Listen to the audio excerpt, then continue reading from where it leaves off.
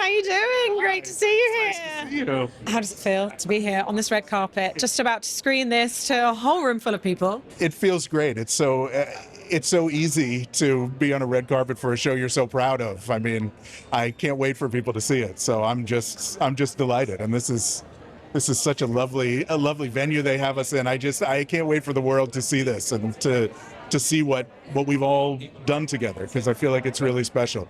And of course, having a TV show actually shown on a big screen, particularly at the inaugural South by Southwest, again, feels pretty special. Yeah. It does feel special. I mean, South by Southwest really does it right. It's hard being a maker of TV shows because you don't know what the settings are going to be in anybody's living room. Are they watching it properly? Are they watching it the way it's intended? You just have to sort of trust that, they have their color right and their frame rate right and their sound right, and so that all of it comes through, because it's really, it's such a beautiful, rich show. So I'm glad we're going to do it right tonight.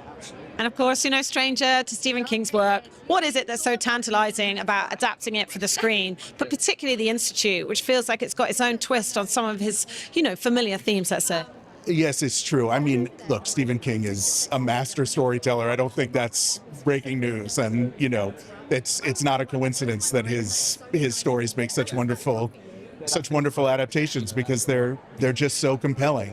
But I love The Institute. I love that it's about kids and the power of kids and teenagers in particular, because it really feels like that's who evidently we're going to have to rely on to save the world, because the rest of us seem to have dropped that ball. But I think the good news is I think we're in good hands with this next generation. And of course, adapting something that's on the page, it's there, the written words, to something visual probably always comes with its opportunities and challenges, particularly perhaps, capturing the inner life of these kids.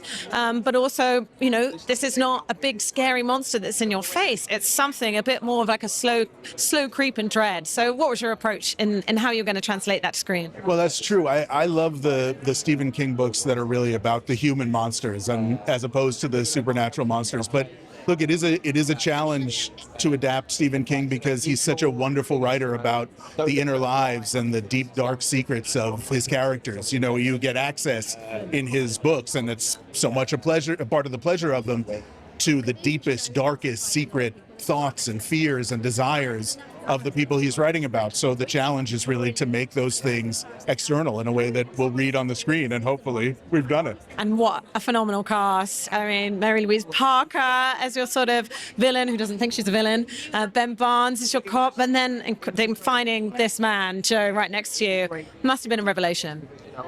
Look, I can't really say enough good things about Joe, and shouldn't, in case he overhears. He's wonderful, and the fact is that was the part that we were quite frankly concerned about. I mean, as soon as the first time I read the book, I called Jack Bender, the director, my partner, and I said, this book is great, but where are we going to find a kid who's capable of doing all the things we're going to ask for from this kid and being the linchpin of this show? And frankly, as soon as we saw Joe's audition, it felt like, oh, okay, there was this huge relief, because it felt like, wow, that is clearly who we need. And by the way, I had no idea who his parents were. I mean, when I saw the audition, it was just Joe. It was, look at this kid, look at this audition, and I had no idea where it had come from, but it didn't matter, because it was who we needed and who we have, and it's great. What do you hope people go out the cinema feeling tonight? I guess, is there always something a bit cathartic about watching something that's so high intensity and a bit of a thriller, but also lots of thought-provoking questions perhaps about some of these systems? I mean, I don't know if you were recalling anything that's true to life, and how that abuse can happen, particularly of the vulnerable. Oh, sure. Look, I am very struck. I mean, as the father of two teenagers, I'm very struck by the way, frankly, everybody, every grown-up these days, certainly every politician, claims to be doing whatever they're doing for the kids.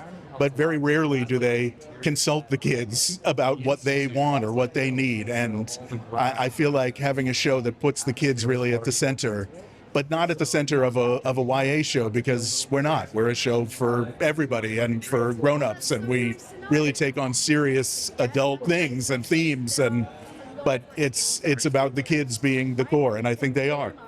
Fantastic. Well, really enjoyed tonight. Huge congrats again. Really enjoyed this moment. Thanks so much. Nice to chat to you again. Thank you.